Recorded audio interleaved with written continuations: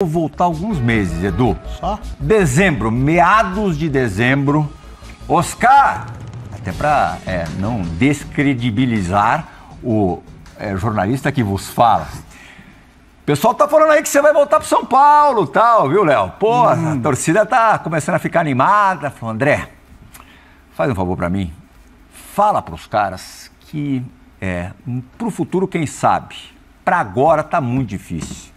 Imagina, 13 anos, quase uma década e meia, morando fora do país, filha adolescente com planos fora do país. Não vai rolar dessa vez. Rolou. Foi a grande contratação do São Paulo para 2025, Oscar.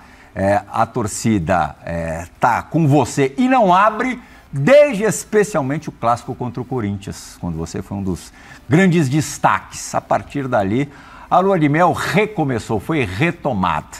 Mas eu queria saber por que você mudou de ideia, ou como, ou quem te fez mudar de ideia?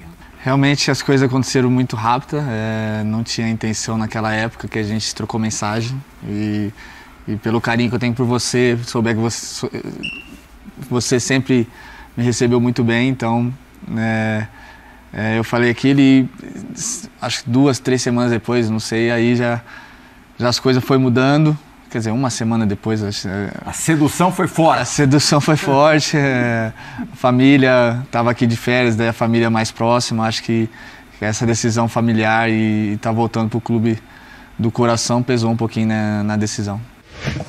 Pensando no perfil do time titular do São Paulo, você vê muitos jogadores experientes, você acabou de falar da importância de você ter casca na Libertadores, menos de 30 anos, quem? Do time titular. Do time titular. Alan Franco, talvez? Não, é mais. Eu acho que o Alan tem 29. Depois... Pensando na Libertadores, que é um torneio, um tiro mais curto, 28 tem o Alan Franco.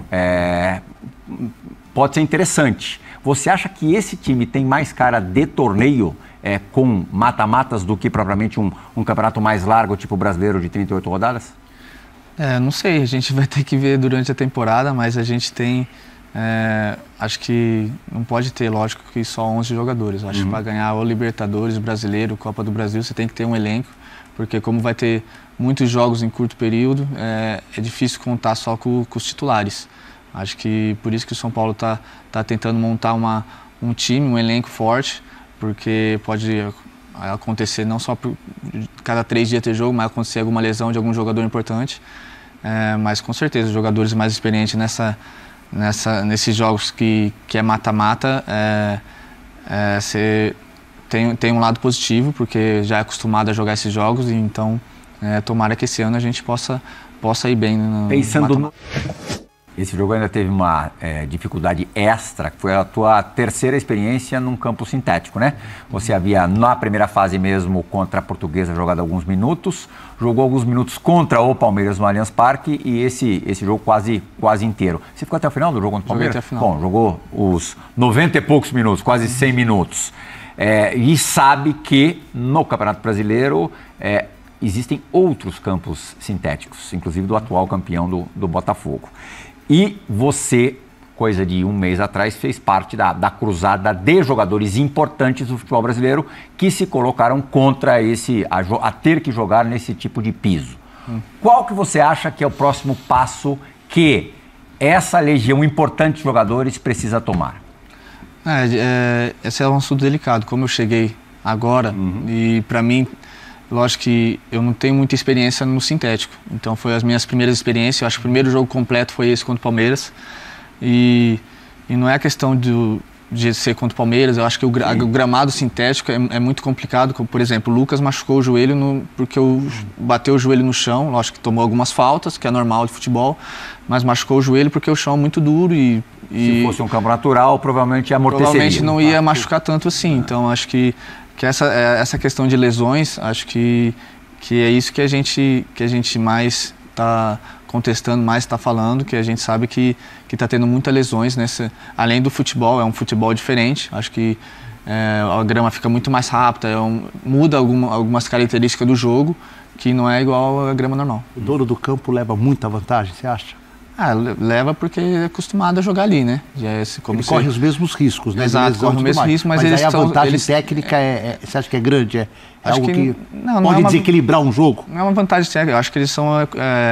Você é acostumado a jogar sempre no campo normal. Quando você vai jogar contra uma equipe que é uma equipe boa, que já é acostumada a jogar num gramado sintético, eles têm são favorecidos aí um pouquinho porque a gente não é acostumado e as equipes normalmente não jogam, e eles jogam todos os jogos, então... Você acha que essa discussão, então, ela passou do ponto que vocês queriam, porque ela saiu da questão do gramado, do conforto e dos riscos para uma questão clube contra clube? Exatamente, eu acho que o que estava se manifestando é nessa questão do gramado, e daí começa a ficar clube contra clube, e daí presidente, diretor começa a falar coisas que começa a ter um conflito de clube contra clube, que não é essa questão da manifestação. Entendi. Como é que você interpretou a declaração da Leila, que a queixa parte especialmente de jogadores já mais velhos, que já poderiam ter se aposentado, se estão reclamando do campo aqui, que ficassem jogando na Europa? Não era nem o teu caso, porque você não estava na Europa, né? Não, acho que é os jogadores mais velhos, porque os jogadores mais velhos têm mais experiência, já é mais rodado e tem mais voz. Eu acho que não tem como um menino da base que não tem voz nenhuma, que nem joga, reclamar. Então, acho que isso aí é uma questão de lógica. Acho que a Leila dá umas declarações polêmicas normalmente, então acho que... Mas não é isso, a gente tem que respeitar, lógico que tem que respeitar o Palmeiras, o Botafogo, o Atlético Mineiro. Atlético Mineiro, tem que respeitar os clubes que... Mas não é, a questão é nessa questão de mudar o jogo, de machucar. Eu acho que a gente que está batendo mais nisso. Acabei de ver uma fotografia sua abraçado com o Hulk.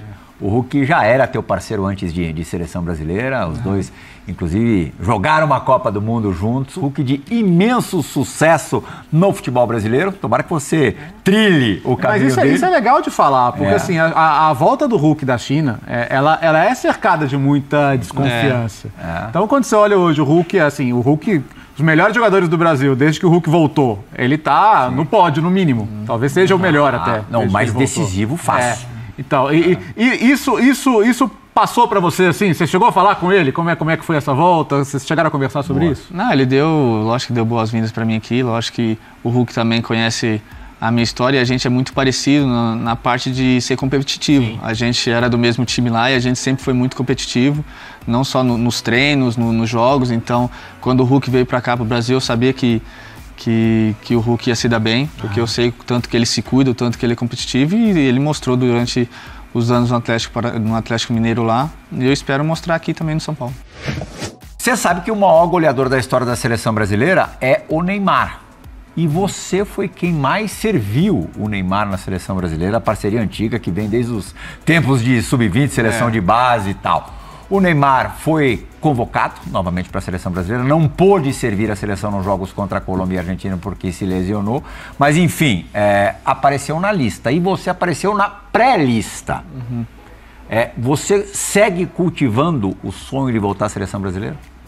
Eu acho que por estar nessa pré-lista, lógico que eu tenho um sonho, acho que um dos motivos de eu ter voltado para o São Paulo também é se você está bem em um grande clube como o São Paulo, sua chance de voltar para a seleção aumenta também. E eu fico feliz de estar sendo lembrado, de estar voltando a jogar bem aqui no Brasil de novo.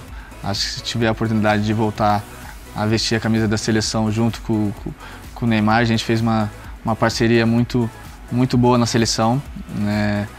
A gente ganhou a Copa das Confederações junto. E eu dando assistência na final para ele também. Então, contra a Espanha? Contra a Espanha. Então a gente se entende muito bem. Quando é jogadores que pensam rápido, que tem, lógico que tem o estilo de pensar parecido, a gente se entende, ele sabe, a gente se conhece, como jogou muito tempo, se conhece no olhar. Então fico feliz que ele também tenha retornado para o Brasil e espero que a gente possa retornar na seleção juntos também. Tem dois técnicos que são os que você mais jogou, Mourinho e Vitor Pereira, dois portugueses, né? Dois portugueses. Como Vilas Boas. São os melhores? Junto com o Vilas Boas são um dos melhores. Eu acho que essa geração de técnico português é uma geração muito boa. Lógico que não são fáceis, não são fáceis, mas Mas é menos difícil. É difícil. Eu ia perguntar o contrário, quem é o mais difícil? Eu sempre tive uma boa relação com eles, porque a gente fala português, a gente acaba tendo uma relação muito boa. Mas lógico que quando eu estava no Chelsea com o Mourinho, tinha muitas histórias com o Mourinho, porque ele cobrava bastante de mim, porque ele sabia o meu potencial, então, principalmente eu e o Hazard, ele pegava bastante no nosso pé, que ele queria que a gente decidia todos os jogos praticamente, porque ele sabia da qualidade nossa. Então, é um cara que pegava bastante no meu pé, porque sabia da minha qualidade. Eu acho que o Vitor Pereira tive uma experiência diferente lá na China, era um ajudava o outro. Então, Vilas Boas também, pouco tempo, 1 ano ali. Mas acho que o cara que eu tive mais experiências, que eu fiquei mais, foi com o Mourinho. Você mantém contato com algum deles? Falo com o Vitor Pereira. Bastante, assim? Não muito, mas falo bastante. Ele também falo quis aos trazer, poucos. né? Ele também estava na época ele estava no Corinthians, né? Ele chegou a mandar mensagem, vem aqui treinar aqui, porque eu ia ficar um tempo sem jogar. Com o Vilas Boas também falo às vezes. Já pensou você no Corinthians? Treinando, que confusão que ia ser. Então, eu exatamente falei a mesma coisa para ele.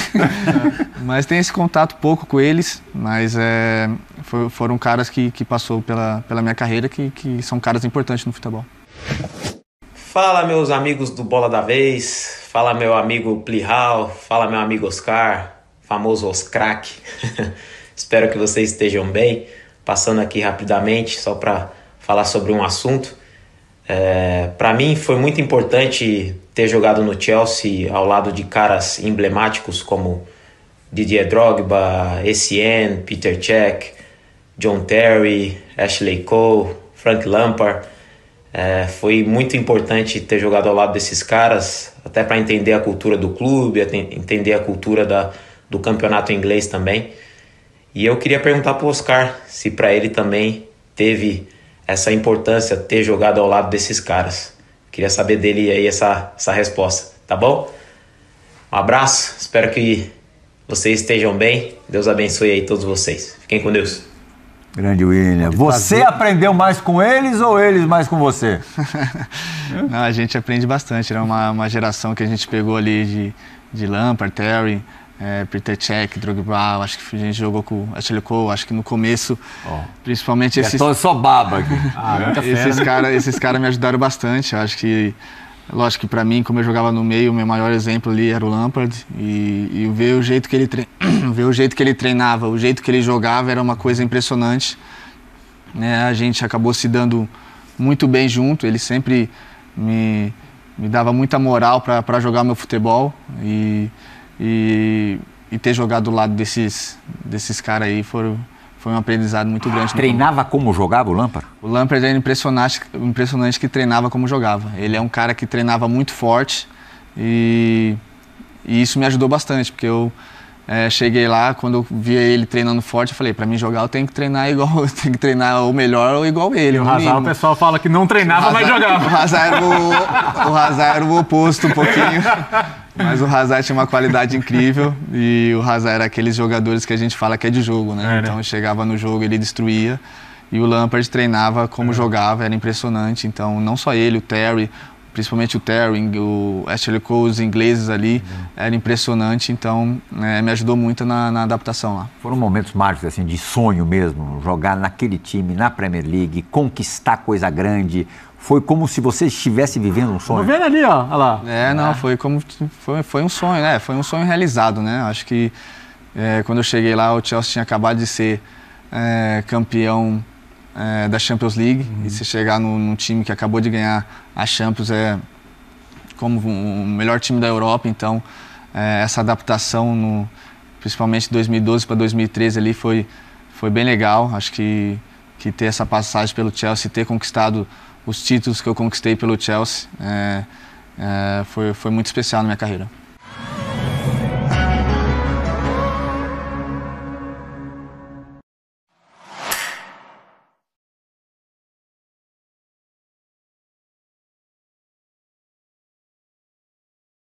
Pra gente fechar, uma informação até que a gente trouxe lá no X e no Instagram, e a gente vai repercutir aqui.